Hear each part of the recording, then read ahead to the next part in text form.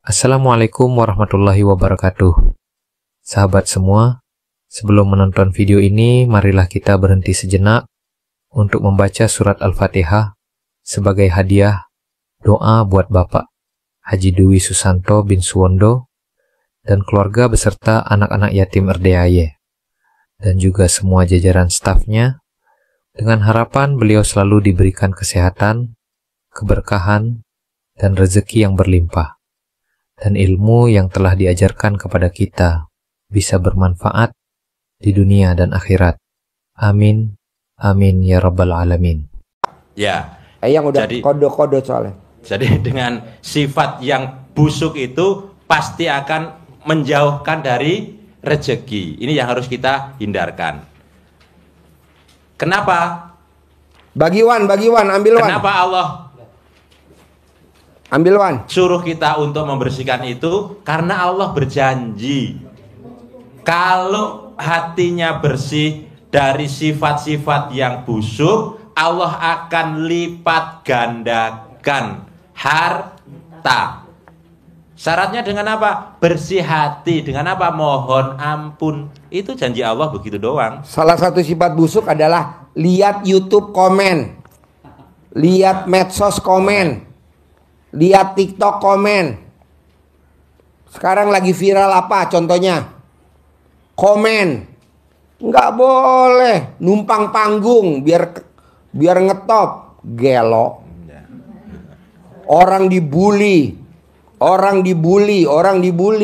numpang panggung. Nggak boleh dong, itu namanya sifat busuk.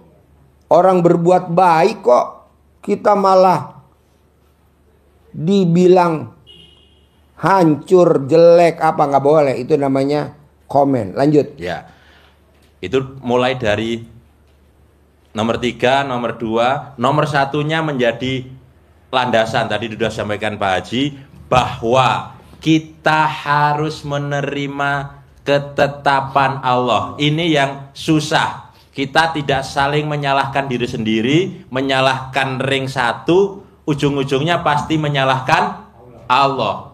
Kalau Allah disalahkan pasti murka. Kalau Allah murka sudah standar saja. Yang penting hidup. Allah di hadis qudsinya menyampaikan firman-Nya, sesungguhnya aku ini Allah, tidak ada Tuhan selain aku. Barang siapa yang tidak sabar terhadap cobaanku, tidak mensyukuri segala nikmatku, dan tidak rela dengan ketetapanku, keluar dari kolong langit bumi ini dan cari Tuhan selain aku. Diusir. Allah murka kalau kita tidak menerima ketetapan Allah. Intinya di situ. Nah, Bapak sekalian, kenapa kita yang dulu berhasil, dulu berjalan, dulu ada hasil yang baik? Karena kita menjadi demikian ini, kita lupa dengan sedekah. Kondisi seperti ini saya harus sedekah? Harus. Karena Allah menyampaikan sedekah itu dalam keadaan lapang maupun sempit. Dipaksain. Sedekah subuh jangan bolong. Sedekah Jumat Barokah jangan bolong. Paksain. Pak Haji, kalau saya sedekah emang bonusnya apa? Nanti bisa ngurangin ibu siksa kubur. Emang ibu besok bakal di dunia sampai tua boro-boro. Besok ibu mati di kubur, suaminya meninggal dikubur. Apa ibu mau ikut dikubur? Nggak mau. Suami meninggal dikubur, ibu besok nengokin kuburan setahun 2 kali, mau puasa mau lebaran. Begitu juga kalau ibu bapak meninggal, ditengokin setahun 2 kali. Kalau bapak dan ibu nggak ada sedekahnya, bangsat tuh di kuburan lo, disiksa. Kok gitu Pak Haji? Bapak gue dari tahun 73 mati belum bangkit. Nah lu kagak mau sedekah, habis lu disiksa. Emang ada ayatnya Pak Haji kalau sedekah itu wajib? Iya. Ayatnya? Ayatnya diingatkan oleh Allah kita. Kenapa? Ada gak penontonnya Man? Kita harus sedekah. Berapa? Nanti dibuka di surat Al-Munafikun ayat yang ke-10. Al-Munafikun ayat yang ke-10. Intinya dari surat ini bahwa kita diperintahkan Allah mensedekahkan sebagian rezeki yang kita terima. Enggak kalau orang mati. Lanjutannya ke sana. Oh. Sedekah. Kenapa harus sedekah? Karena kalau nanti di alam kubur, kata Allah di surat Al-Munafikun ayat 10 itu, dia yang paling utama disebutkan. Bentar lagi. Allah kembalikan. Intinya ya, kembalikan saya ke dunia walaupun hanya sekejap. Untuk apa? Untuk sedekah, bukan untuk bekerja lagi, untuk cari uang lagi, untuk umroh, untuk sholat, untuk puasa, enggak. Untuk sedekah. Karena yang paling menemani dia di alam kubur ternyata hebatnya adalah sedekah. Dan kenapa harus sedekah mendorong kita untuk bisa harta kita meningkat? Di Al-Baqarah 261. Perumpamaan orang yang bersedekah seperti biji tumbuh 7 tangkai, masing-masing tangkai berbuah 100. Jadi 700. Tapi di penutup ayatnya Allah melipat gandakan kepada siapa yang dia kehendaki.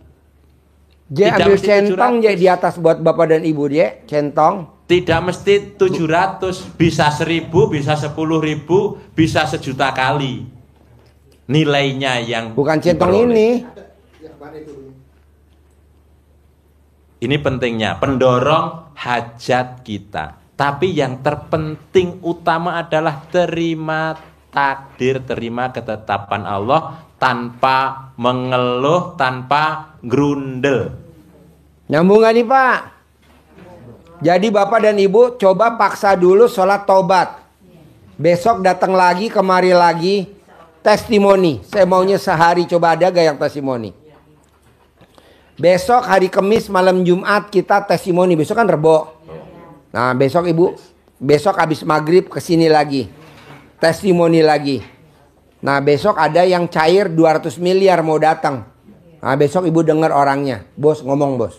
Nah nanti dia sesuai ngomong. Saya nginap sini boleh Pak? Boleh Bu. Saya jauh. Boleh. Boleh. Boleh. Haji saya sampai hari Jumat ya. Boleh. Boleh. Jadi Ibu nanti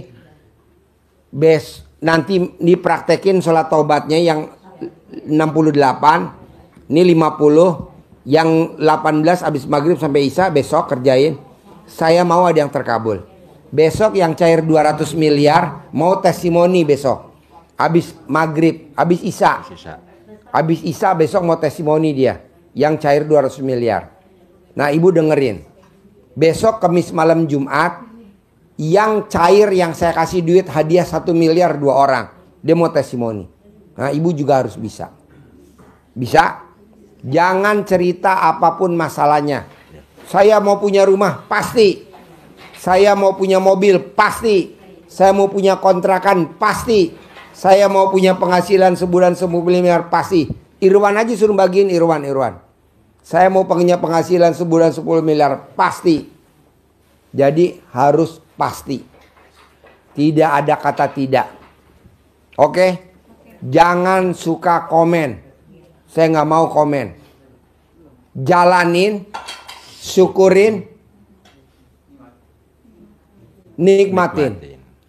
Oke? Saya mau tanya itu Pak Haji yang sholat taubat itu apa namanya tuh Pak Haji, doanya itu terus apa bacaannya? Nggak ada doanya, sholat tobat. Enggak, itu bacaannya yang kayak Al-Qur'annya tuh Pak Haji. Saya niat sholat tobat 2 rakaat karena Allah Subhanahu wa taala, karena saya suka gundah. Allahu Akbar. Saya niat sholat sunat 2 rakaat karena Allah Subhanahu wa taala, karena saya suka gelisah. Allahu Akbar. Saya niat sholat.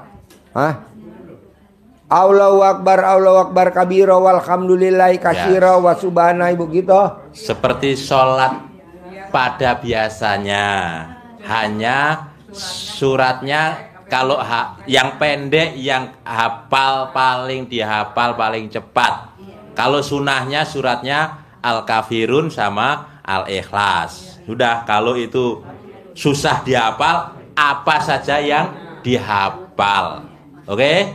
Tinggal dipraktekin dengan keyakinan yang bulat dan keras. Bisa? Semangat. Dengan Harus semangat. bisa.